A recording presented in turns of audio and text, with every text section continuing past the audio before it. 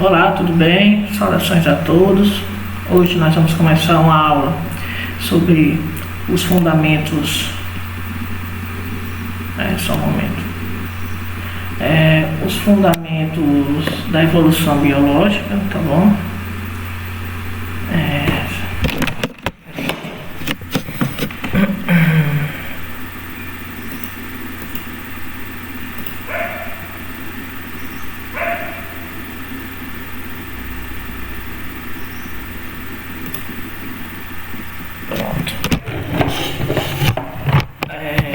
Nós vamos começar os fundamentos da evolução biológica, tá bom? E para começar, nós precisamos falar um pouco sobre a conjuntura, como os cientistas das épocas, dos milênios, começaram a entender sobre a vida. Para chegar até o conhecimento que nós temos hoje, muitas outras teorias foram dialogadas, foram levantadas ao longo das épocas, tá bom? E o ser humano, desde quando ele começou a olhar para o céu à noite, tentar entender as estrelas, ele tenta entender de onde ele vem, a origem da sua vida, a origem da vida dos seres vivos, como acontece a dinâmica dos seres vivos, tá certo? Uma dessas teorias, que foi criada há muito tempo atrás, era a do fixismo, tá certo? O fixismo, deixa eu colocar a canetinha aqui, pronto. Essa teoria aqui, ó, o fixismo, que corresponde à primeira tentativa de explicar a biodiversidade. O que essa teoria representa? Ela dizia que um ser vivo, ele é imutável ao longo do tempo, tá certo? Basicamente é que ele não muda ao longo do tempo, tá bom? Ou seja, as espécies são fixas e imutáveis, tá bom? Criadas independentemente uma das outras. Por exemplo, existem vários tipos de borboleta, mas foi criado cada tipo de borboleta independentemente, tá certo? Os animais não se alteram ao longo dos tempos, então nós fomos criados assim e assim nós permanecemos até o dia de hoje. E surge uma época que vigora a teoria do geocentrismo, ou geocêntrica, onde a Terra estava no centro do universo e os outros astros circulavam ao redor da mesma, inclusive o Sol e a Lua, que são os astros mais visíveis no nosso céu, que é a Lua e o Sol, tá bom? E naquela época, para você ter uma ideia, o mapa mundial nem sequer tinha os contornos atuais, tá certo? Era uma época muito remota, nem se descobria, tinha se descoberto ainda as Américas, tá certo? Achavam-se muitos que a Terra era quadrada, era uma das teorias deles, tá certo? E se acreditava no poder de Deus ou deuses, dependendo da religião, e dos filósofos. Então a palavra dessas pessoas tinha um poder, e geralmente elas faziam as suas hipóteses relacionadas a Deus ou aos deuses, tá certo? E aqui nós temos, além do fixismo, nós temos uma teoria que foi, digamos, influenciada pelo fixismo, que é a do criacionismo. A teoria do criacionismo é a teoria não somente da Igreja Católica. Eu coloquei como a Igreja Católica aqui como referência, mas temos, por exemplo, na Mesopotâmia, os Anunnaki, que criaram os seres vivos, tá bom? Nós temos na China um deus dragão que criou o homem e a mulher. Nós temos no Egito os deuses do Egito que criaram os homens. Então cada religião tem sua forma diferente de ver a criação. Eu coloquei como a a da religião católica, porque é a mais difundida no planeta, então vai ser mais fácil a compreensão, certo? Então nós temos o criacionismo. O criacionismo é uma doutrina que atribui o surgimento da espécie biológica a um ato divino de criação, como descrito pela Bíblia, lá no Gênesis, tá bom? Essa tela aqui, pessoal, é uma representação, por exemplo, do autor Michelangelo, tá bom? Buonarroti, né? Essa pintura está localizada no teto da Capela Sistina, em Roma. Ela foi criada em 1508 e 1515, quando a Igreja Católica exercia forte influência e forte poder na economia e na política mundial, tá bom? Foi basicamente nessa época que os primeiros desbravadores chegaram no Brasil, chegaram nas Américas, tá bom? E aqui nessa pintura mostra o momento onde Deus, representado por esse Senhor, cria o homem, que o primeiro homem é o Adão. E existe esse quase contato entre um Deus e um ser humano, uma criação, tá certo? É uma teoria que tem como Deus, como seu criador, a forma de criação definitiva e não existe modificação ausente. Veja, as características são bem semelhantes ao fixismo. Deus criou os seres de uma forma e dessa forma vai existir até o resto dos tempos, e as suas modificações são ausentes, certo? Além disso, tem outra teoria que se influencia muito na criacionismo, que é o espontaneísmo ou abiogênese. Esse termo você já deve ter ouvido falar lá no primeiro ano, que nada mais é do que a origem da vida através de um ser inanimado. Ou seja, um dos pensadores que levantaram essa teoria foi esse cara aqui, Jean-Baptiste von Helmont. Nasceu em 1577, morreu em 1644, né? Muito tempo atrás. Ele dizia o seguinte, olha só a teoria do cara. Ele achava que se botasse trigo, tá aqui o trigozinho, e roupas sujas em um local onde acontecesse iluminação solar e tivesse gás oxigênio, ao final de 21 dias iriam nascer ratos desses dois indivíduos. Essa era a teoria de Jean-Baptiste von Helmont. E acredite se quiser, ela era amplamente aceita. Simplesmente ela era aceita. Se acreditava que as coisas nasciam de seres espontaneamente, do nada, tá certo? Mas para isso acontecer, da matéria inerte, né? Por exemplo, a matéria inerte, no caso, a roupa e o trigo. Para isso acontecer, condições especiais para gerar a vida, como por exemplo a presença de luz solar e a presença de oxigênio.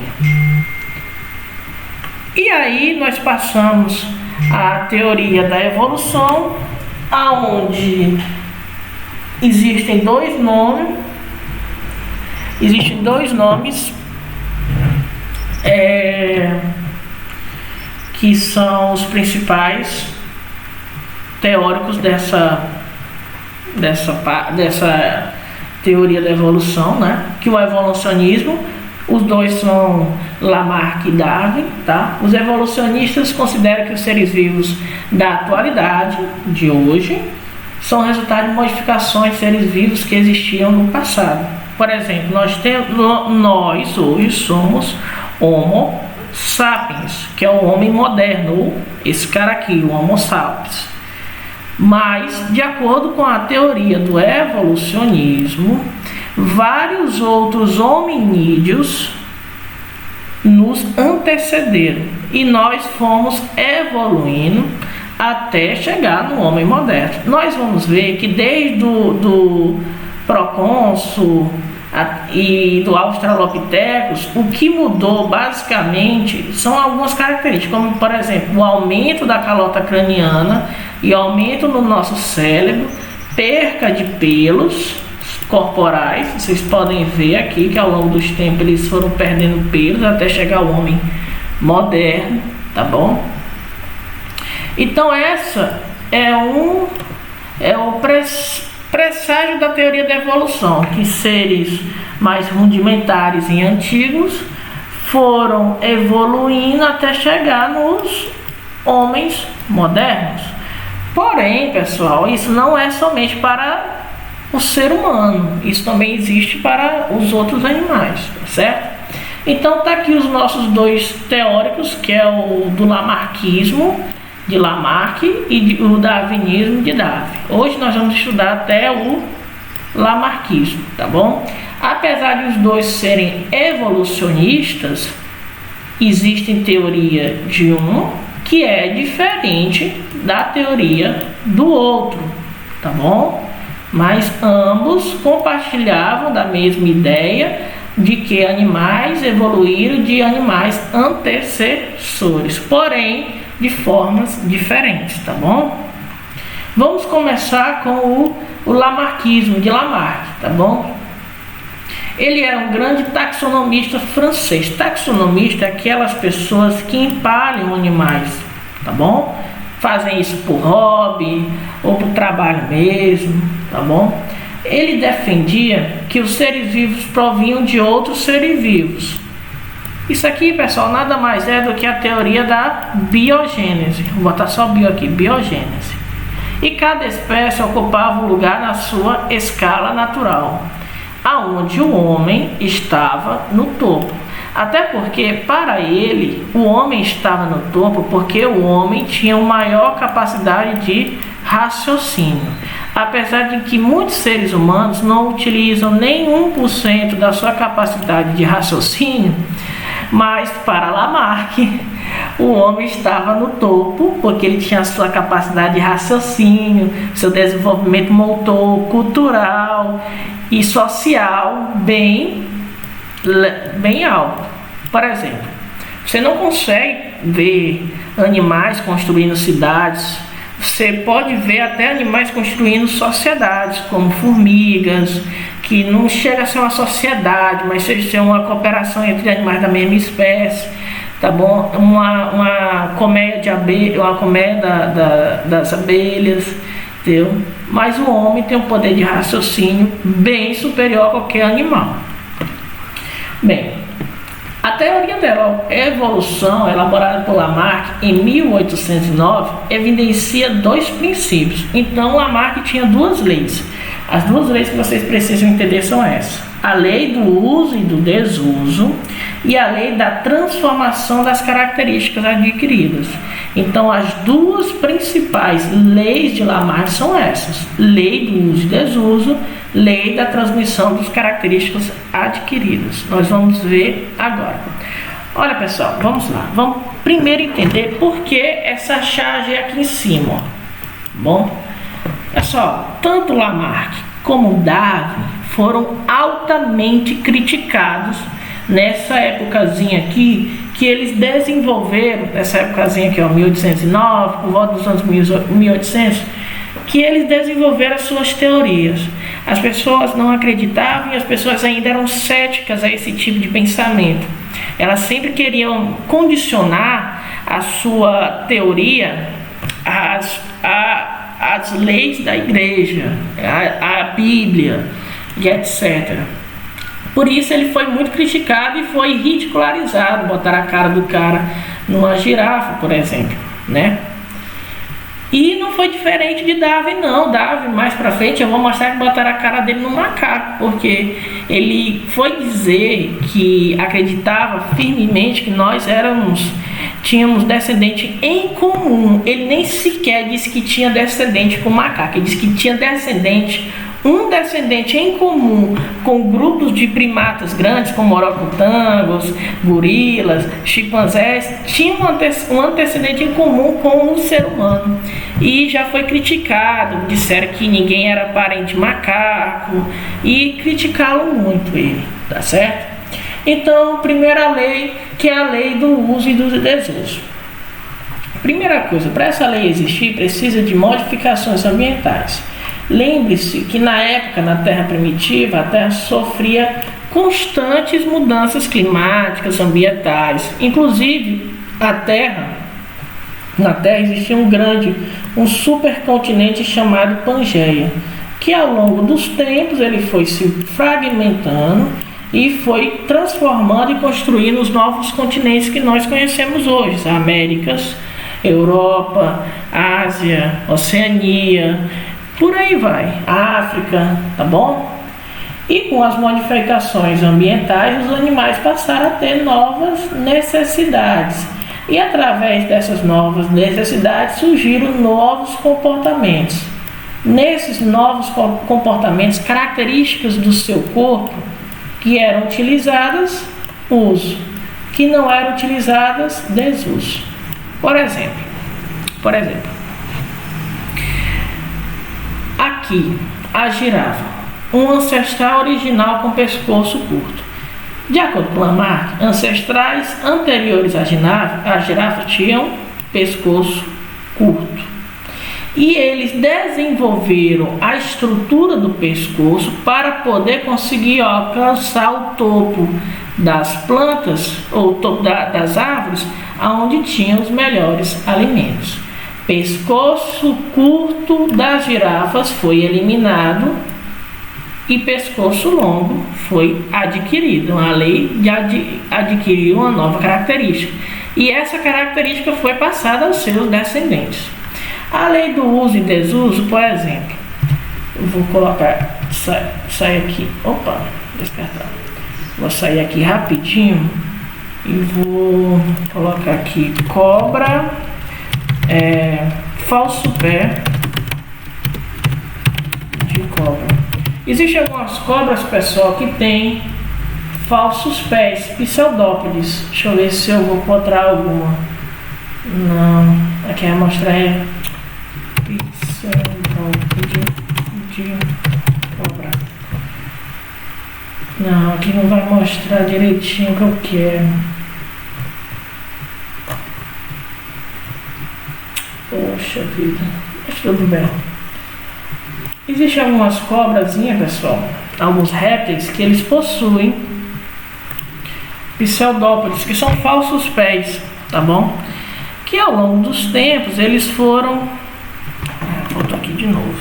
Que ao longo dos tempos eles foram sendo eliminados. Alguns. Só um minutinho. Pronto. Algumas cobras, pessoal, que tinham antigamente, algumas cobras tinham pés, certo? Elas tinham os pezinhos, braços e pés, tá bom? E ao longo do tempo, para ela começar a se locomover melhor com o seu abdômen, seu corpo que é longínquo, esses pés começaram a ser atrofiados e diminuídos por causa da lei do uso e desuso, de acordo com Lamarck. E ainda hoje existem alguns animaizinhos que possuem, alguns répteis que possuem esses pseudópodes, tá bom? São pequenas ramificações que eram seus antigos pés. Aqui, ó, modificações do organismo, a coluna cervical da girafa aumentou, de acordo com Lamarck, tá bom? E também as estruturas aumentaram do seu trato gastrointestinal, laringe, etc. A transmissão de característica adquirida aos descendentes. Então, a partir desse momento que a girafa cresceu seu pescoço, ela passou a passar essas características aos seus descendentes. E a adaptação da espécie ao longo das gerações, certo? Outro exemplo da lei do uso e desuso, por exemplo, o pato. O pato é uma ave, porém nós sabemos que o pato tem a capacidade de nadar. De acordo com Lamarck, o pato era de ambiente terrestre e passou a desenvolver membranas entre os dedos das suas patas, tá certo? O que proporcionou esse pato a flutuar e também a nadar na água e conseguir alimentos mais fáceis, tá bom? Outra característica é a lei das transmissões das características adquiridas. Essa é a segunda lei. A lei do uso e desuso é a primeira. As características que um organismo adquire ao longo da vida são transmitidas à sua descendência. Por exemplo, um cacto, pessoal. Todos nós conhecemos cactos como uma palmeira, uma planta que é cheia de espinho, certo? Mas esse cacto no passado já teve folhas e ele já viveu num local com bastante água. Como aconteceu uma variação climática, o cacto precisava preservar a água para se continuar vivo. Então ele transformou as suas folhas em espinhos. Esses espinhos captam água mais facilmente e perde água mais dificilmente. Por isso, foi uma característica adquirida a alguns descendentes. Bem, agora vamos às críticas do lamarckismo. É claro que nada é bonito para sempre, né? Bem, o lamarckismo atribui intencionalmente os seres vivos, que desenvolve um esforço de adaptação no ambiente ao lamarckismo. Ou seja, pessoal, Lamarck, ele foi bem espertalhão. Ele pegou somente animais que favoreciam a sua causa e não soube explicar outros animais. Por exemplo, ele não soube explicar o ser humano, tá certo? A lei do uso e desuso não é verdadeira em todas as situações, tá certo? Isso não quer dizer que ela não valha para alguns casos. Ela não é verdadeira em todas as situações, em outras sim. E os órgãos desenvolvidos pelo uso sofrem regressão quando deixam de ser usados. Ou seja, se um animal precisa utilizar um órgão demasiadamente para ter um benefício, ele vai desenvolver. Quando ele deixa de ser usado, o órgão não vai manter a sua totalidade, ele vai diminuir a sua funcionalidade, tá bom? As características adquiridas ao longo da vida por um ser vivo afetam apenas a sua parte somática e não a material genético, ou seja, não são transmitidos à descendência. Essa questão eu vou mostrar uma coisa para vocês. Aqui eu acho que eu vou conseguir mais facilmente. É a última, né? Aqui as minhas referências, tá bom? Aqui eu quero mostrar uma coisa para vocês. Espera aí. Crânios alongados. Olha só, pessoal. Por exemplo, essa imagem aqui. Essa imagem aqui é um fóssil de um ser humano, tá bom? Que é da cidade aqui, ó, de Paracas. Aqui você pode ver deformação de Paracas, tá certo? Essa é uma deformidade de um crânio humano, tá certo? Eu vou lhe explicar por quê. Na cultura dos antigos Paracas, que é lá do Peru, né?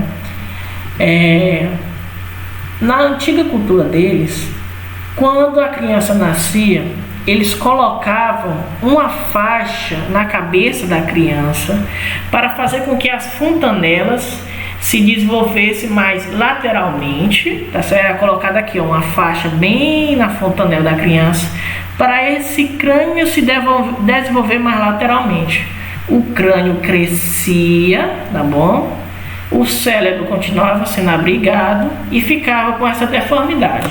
De acordo com a cultura dos Paracas, né, ou dos Incas, os Maias, os Astecas, eu não sei ao certo quem eram, essa deformidade era para eles ficarem mais parecidos com seus deuses, tá bom? Isso é questão cultural deles, ó. Tem várias características, tá bom? Você consegue ver as estruturas serráteis, tá bom? E eles alongavam esses crânios, tá? Para promover uma questão cultural deles.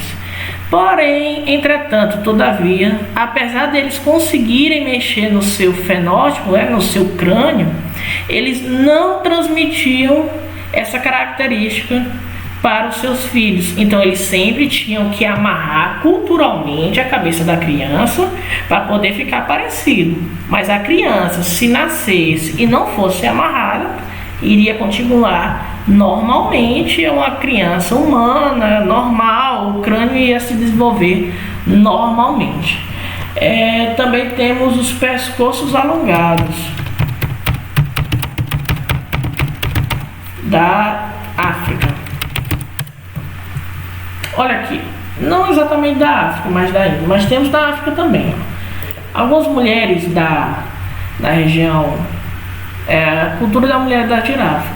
Algumas mulheres da África, você pode ver aqui também, elas colocam essas argolas no seu pescoço, tá certo? Desde criancinha elas vão colocando as suas argolas nos seus pescoços, tá vendo? Quanto mais argola a mulher coloca, parece, se eu não me engano, tem relacionalidade à sua idade. A cada ano ela coloca uma argola diferente. Quanto mais argolas a mulher tem no pescoço, na cultura delas, mais bonitas ela é. Mais bonita ela é.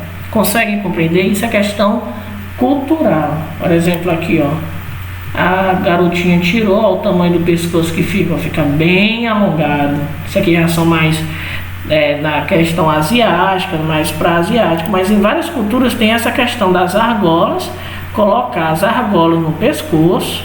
E não só são essas, tem aqui, ó, argolas no pescoço para elevar a questão do pescoço, e quanto mais argola a mulher coloca, mais bonita ela é considerada.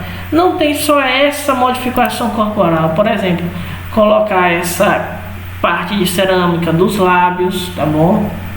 Então, olha só a questão lá do crânio, ó. Eles pegavam e amarravam o crânio da pessoa, no caso lá a criança, até que o crânio ficasse com essa deformidade, tá bom? E quando a pessoa morria, lógico, o crânio ficava. Mas se essa pessoa tivesse um filho e não fizesse isso, o filho nasceria igual a uma característica humana normal. Olha aqui a criancinha, olha só como eles amarravam, tá certo? E olha como a cabeça da criança ficava. E nisso a cabeça da criança ia se desenvolvendo e ia ficando sempre assim. De acordo com a religião deles, a cultura deles, isso era para se parecer o máximo possível com os deuses dele, tá bom? Cada tribo, cada área tem a sua religião, tá certo? Então, pessoal, por hoje é só, tá? Aqui é a última parte, que é as características adquiridas ao longo da vida. E por hoje é só, tá bom? E tenham todos um excelente final de tarde e início de noite, tá bom? Forte abraço.